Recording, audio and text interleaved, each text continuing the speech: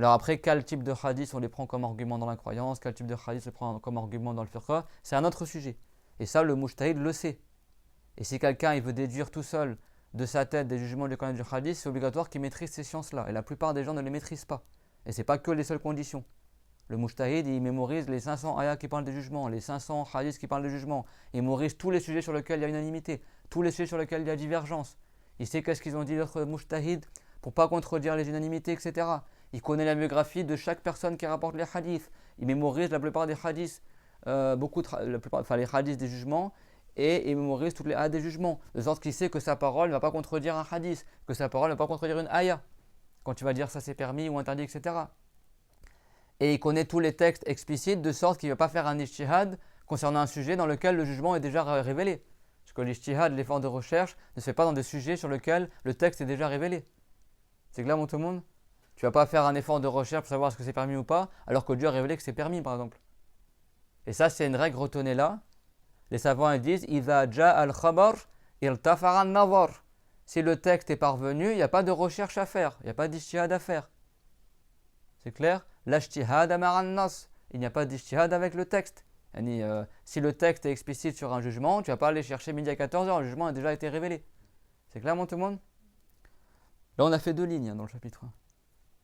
2 phrases, c'est bon?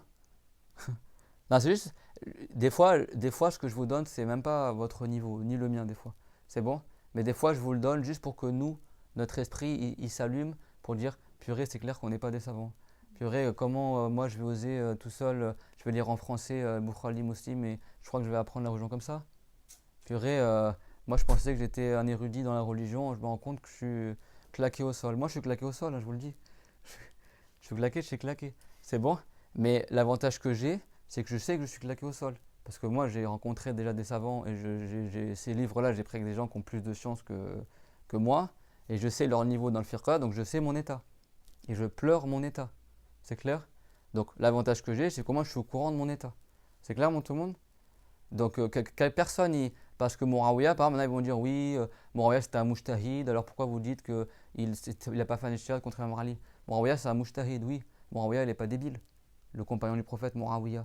Muawiyah c'est très bien que dans les textes c'est rapporté que tu n'as pas le droit de te rebeller contre le calife. Donc il n'a pas fait un ijtihad sur un truc, donc tu sais qu'il y a un texte clair dessus. C'est marqué dans le Coran, c'est marqué dans le hadith. Donc oui, Muawiyah était un mujtahid. Non, ce qu'il a fait, ce n'était pas un ijtihad. Parce que Muawiyah, comme tous les savants mujtahid, ils savent très bien qu'on ne fait pas un ijtihad sur un texte qui est explicite.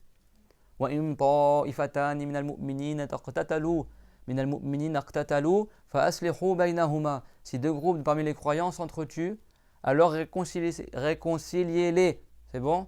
فإن بغت إحداهما على الأخرى فقاتلوا التي تبغي حتى تفيء إلى أمر الله.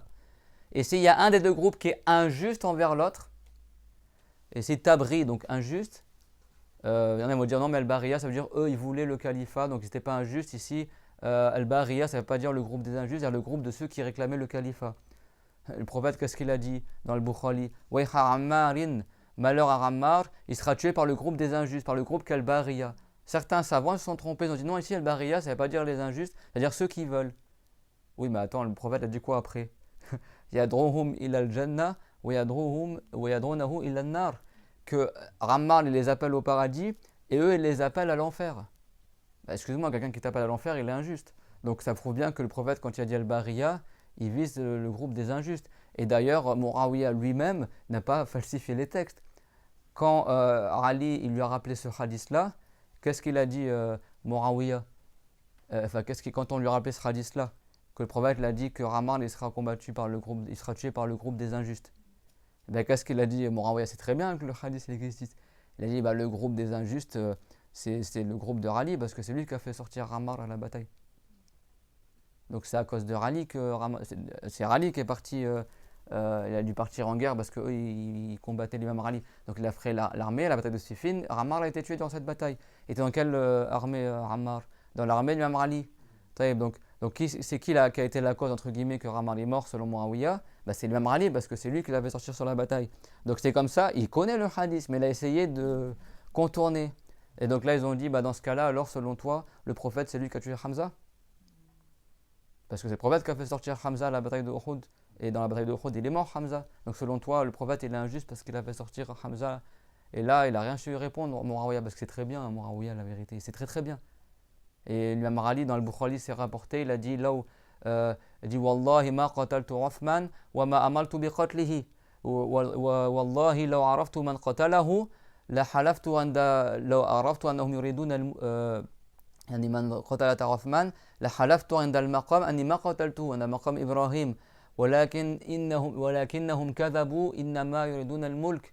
Et là c'est un hadith sahih rapporté par le Bukhari au début de son sahih que Ali a dit certes je n'ai pas tué Othman et je n'ai pas demandé qu'il soit tué, je n'ai pas ordonné qu'il soit tué, et si je savais que Muawiyah et son armée ils voulaient la vérité, je serais parti au maqam de Ibrahim à côté de la Kaaba et j'aurais juré par Allah que je n'ai pas tué Othman. Il a dit, mais ce sont des menteurs, tout ce qu'ils veulent, c'est simplement le pouvoir. C'est-à-dire qu'eux, ils ne sont pas là parce qu'eux, ils sont servis du meurtre de Rothman comme prétexte pour dire, bah, c'est Ali, lui, il est au courant de qui a tué Rothman et il le cache, donc on va le combattre, on va se rebeller contre lui. Alors que dans le hadith confirmé, le prophète, il a dit, on n'a pas le droit de se rebeller contre le calife et de le destituer, sauf si on voit de lui, illa an taraw minhu kufran bawaha, sauf si vous voyez du calife une mécréance évidente. Pas un truc, on pense qu'il a fait de la mécréance, une mécréance évidente. Là, tu destitues le calife. Dans notre hadith, le prophète l'a dit إِذَا بُوِّيَرَ لِخَلِيفَتَيْنِ فَقَاتِلُوا الثَّانِيَ مِنْهُمَا. S'il y a deux califes qui sont élus, alors combattez le deuxième. Parce que si le premier a été élu, ça veut dire que c'est lui qui devait être calife. Donc personne n'a le droit après de prétendre le califat après que le premier a été élu par les gens de l'Ahl al-Aqad, par les gens qui sont aptes à élire le calife. Donc Ali était élu depuis le départ, donc pourquoi Muawiyah il compare Ali pour être calife à sa place? Alors que le prophète il a dit celui qui sort de l'obéissance au calife ne serait-ce que d'un enfant et qui meurt sur cela, il meurt comme quelqu'un qui meurt mécréant dans la jahiliya. Tellement c'est un grand péché. Et ça c'est pas un seul hadith que je vous cite, c'est plein de hadiths sahih. Plus ce qui est marqué dans le Coran que Dieu l'a dit, alors combattez le groupe des injustes. Le premier qui a appliqué cette ayah c'était l'imam Ali ibn Abi Talib. Il l'a appliqué avec Muawiyah. Il n'a fait que appliquer ce qui est marqué dans le Coran et dans les hadiths. N'est-ce pas? L'imam Ali c'est un mujtahid, il n'a même pas fait d'ijtihad dans ça. Hein. Mais quel ijtihad? Dieu il te dit combattez le groupe des injustes. S'il y a deux groupes de croyants qui s'entretuent, فَأَصْلِحُوا بَيْنَهُمَا, réconciliez-les. فَإِن بَغَتْ إِحْدَاهُمَا عَلَى الْأُخْرَى. Alors si un des deux il est injuste envers l'autre, فَقَاتِلُوا الَّتِي تَبْغِي حَتَّى تَفِيءَ إِلَى أَمْرِ اللَّهِ. Alors combattez le groupe des injustes jusqu'à qu'ils reviennent à l'obéissance à Allah. Ça, c'est pas un ijtihad. C'est l'obligation de combattre le groupe des injustes. Il n'y a pas d'effort de recherche. Il n'y a pas de divergence sur ce sujet-là. C'est clair, mon tout le monde? Et d'ailleurs, c'est grâce à la bataille de l'imam Ali que l'imam al-Shafiri, il a su toutes les règles qui sont attrées au combat avec des musulmans. Parce que quand il y a une bataille entre musulmans, on n'a pas le droit de tuer un des musulmans qui fuit le champ de bataille, on n'a pas le droit d'achever un musulman qui a été blessé sur le champ de bataille parce que tu combats des frères en islam. Il n'y a pas de prisonniers de guerre. En islam, quand il y a une bataille entre deux armées musulmanes, tu n'as pas le droit de faire prisonnier, ils sont relâchés à la fin de la bataille parce que ce sont tes frères en islam. Si un de l'adverse qui est musulman comme toi, il est blessé, il rampe, il ne peut plus combattre, tu n'as pas le droit de l'achever. Si un il fuit le champ de bataille, tu n'as pas le droit de le poursuivre, d'aller le tuer par exemple. Tu le laisses partir. Parce que là, c'est une bataille, il y a une injustice d'un des deux camps. Quoi. Comment les musulmans s'entretuent. Et le prophète l'a dit là, c'est pas que le prophète l'a dit ne revenez pas mécréants après moi quand je serai plus là.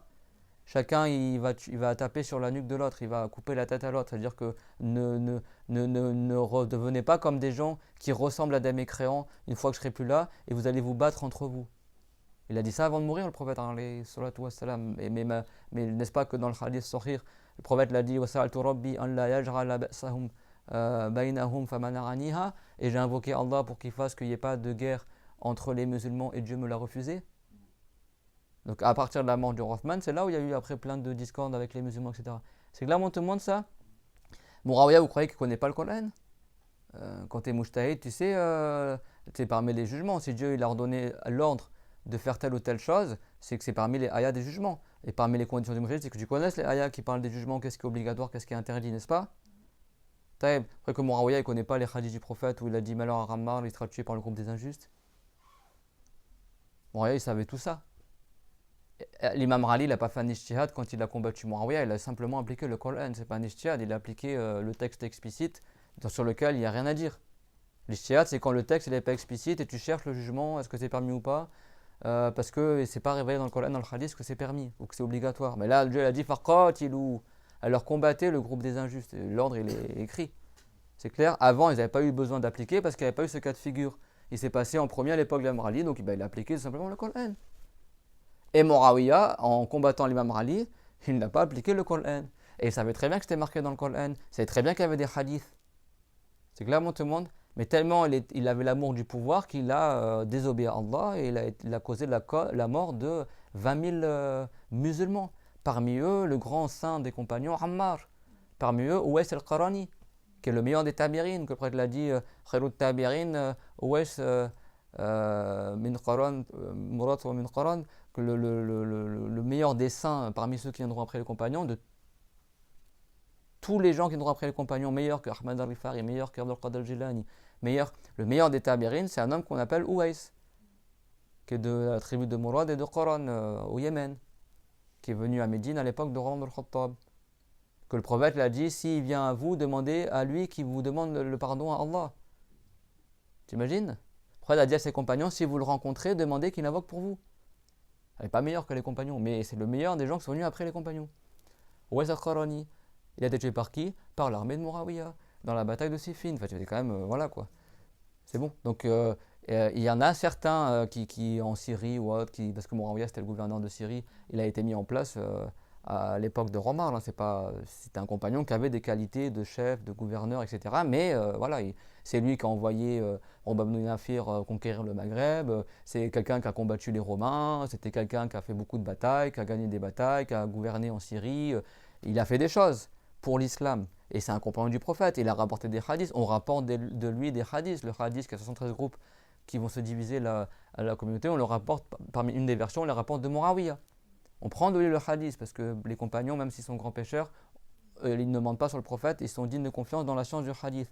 Pas dans la religion, mais dans la science du hadith, ils sont grands pécheurs. Parce que ce n'est pas la même condition pour le hadith que pour le simple fait de témoigner auprès du juge. Les compagnons, ils ont un jugement spécifique qui fait qu'ils ne mentent pas sur le prophète. Donc même s'ils sont grands pécheurs, on peut rapporter d'eux le hadith.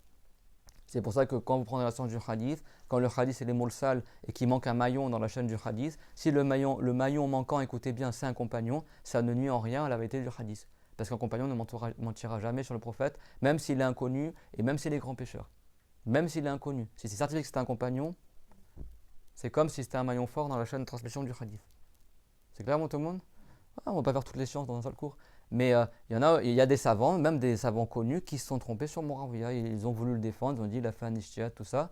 C'est nul et non avenu. Après, qui dit ça, Ash-Shafiri et d'autres, ils ont dit tous ceux qui ont combattu l'imam Ali étaient des injustes. Et c'est le sens apparent dans le Coran, le sens apparent des hadiths. Il n'y a pas la peine de chercher midi à 14h. C'est pas parce que Muawiyah était mujtahid que ça veut dire que tout ce qu'il dit, c'est un ijtihad qui est valable. Qu'est-ce que disent les savants? Ils disent laysa kullu qawlin ja'a mu'tabara illa ma kana lahu hazzun min an-nazari. C'est pas toute divergence qui est prise en considération dans la religion, sauf ce qui a un argument qui est valable. Les savants disent quand le texte est explicite, il n'y a pas d'ijtihad. Le texte est explicite par rapport au fait de combattre le calife. Et il n'y a pas qu'un seul texte, il y en a plein. Plein de hadiths et plein de ayats.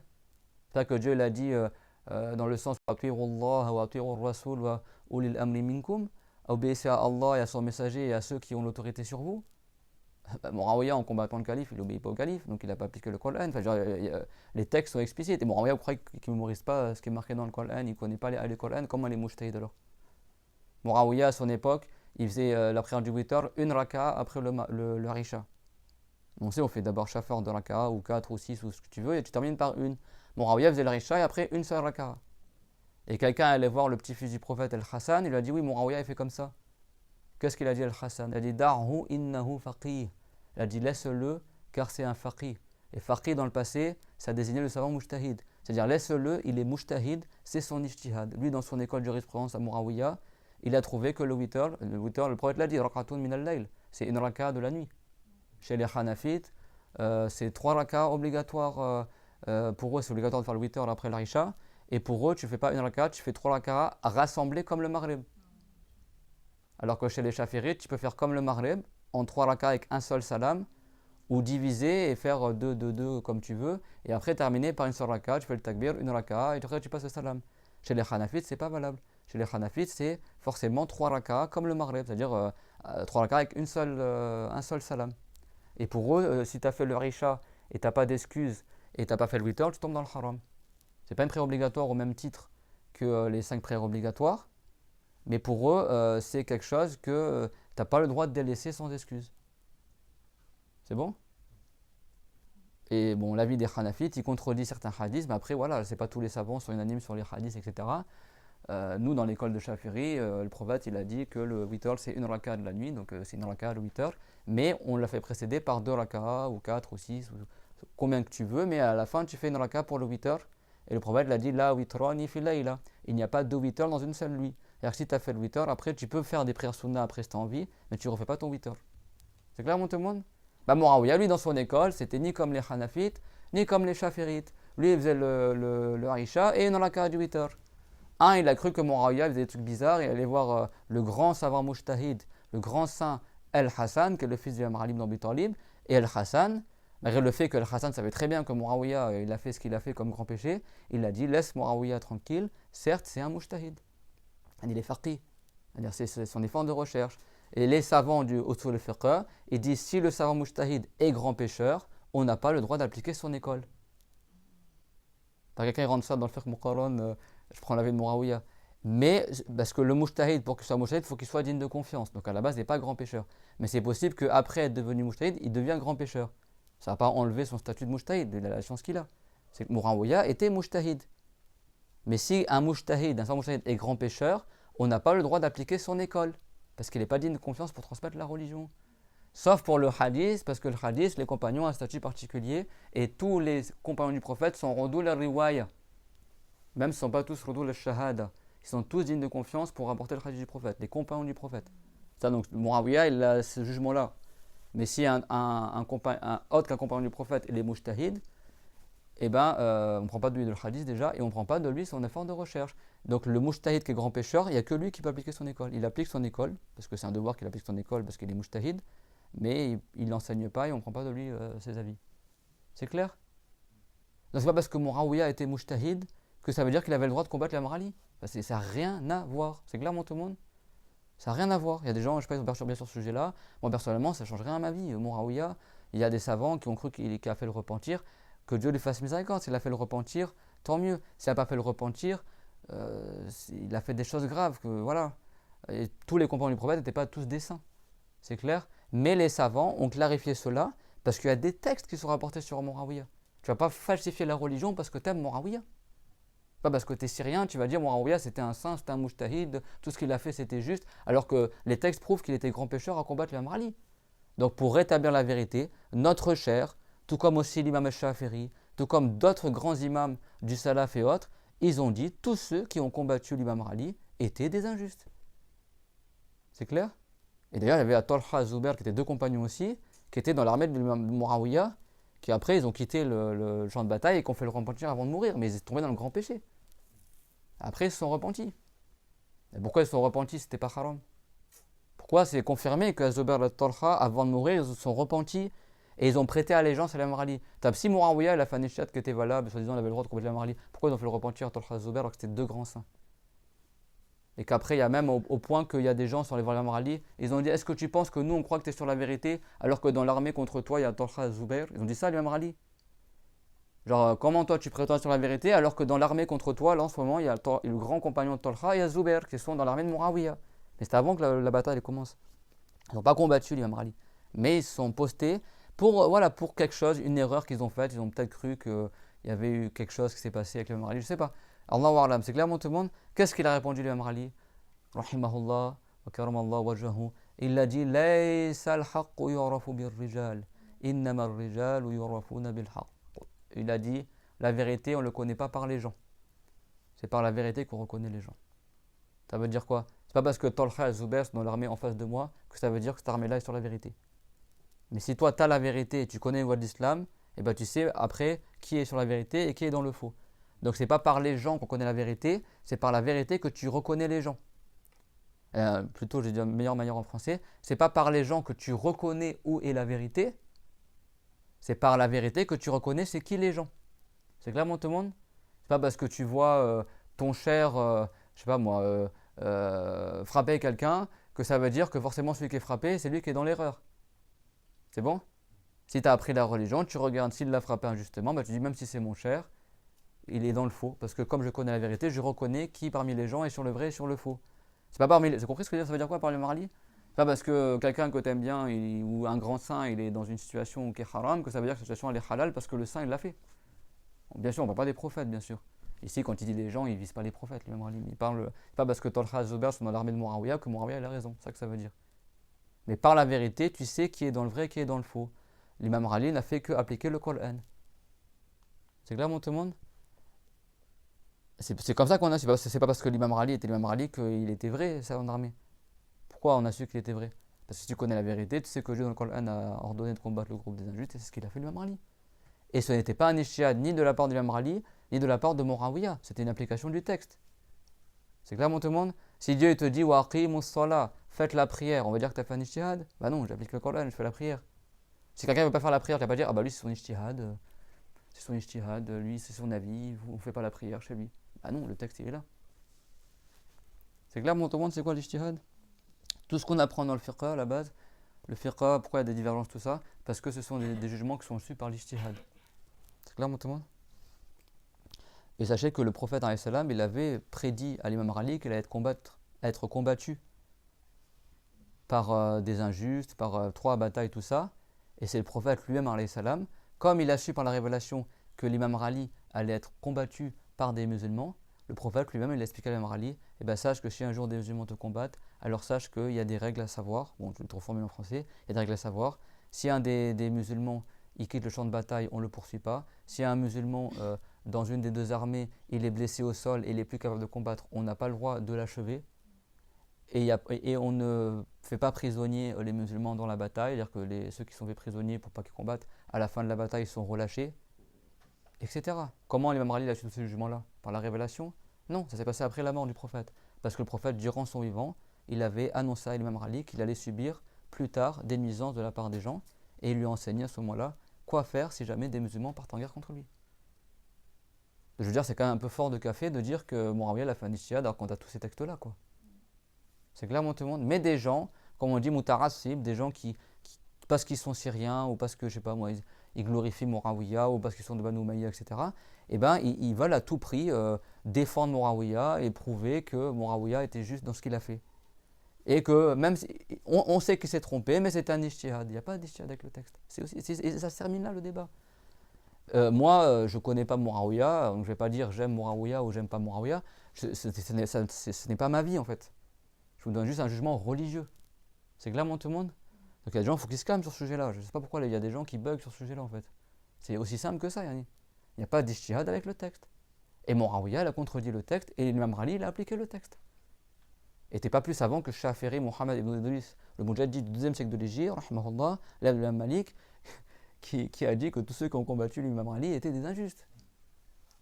Et n'est pas plus savant que le prophète Mohammed qui a dit que Ammar sera tué par le groupe d'Al-Bariya et que Ammar les appelle au paradis et que les appelleront en enfer. C'est rapporté par Al-Bukhari. Quand ils ont construit la mosquée, n'est-ce pas? N'est-ce pas que c'est ça? Quand ils sont arrivés à Quba, à Médine, après l'Hégire, etc., et que le prophète a voulu construire sa mosquée, etc., et que Ammar était jeune encore, et les compagnons, qu'est-ce qu'ils faisaient? Chacun il portait une brique, et les gens ils mettaient 2 briques à Ammar. Donc les gens, chacun il portait une brique, lui il portait 2 briques, il portait 2 briques. À la fin, il allait voir le prophète, et il a dit, mais des compagnons ils vont me tuer, chacun il porte 2 briques, une brique, et moi j'en porte 2. Et le prophète, quand il a vu que Ammar était motivé, il portait 2 briques, 2 briques, 2 briques pour construire la mosquée, le prophète, il avait de l'amour pour Ammar, qui est parmi les plus grands saints des compagnons, mais après il a eu la compassion pour lui, il a dit ouais, Ammar, taqtulul fiyatul bariya. C'est comme s'il disait Ammar c'est quelqu'un de bien, mais je suis tellement désolé pour lui, il sera tué par le groupe des injustes. Il a dit ça en étant dépité pour Ammar, tout en ayant beaucoup d'amour pour lui parce qu'il voyait qu'il était motivé pour construire la mosquée. Et c'est un hadith rapporté par Al-Bukhari au début de son Sahih.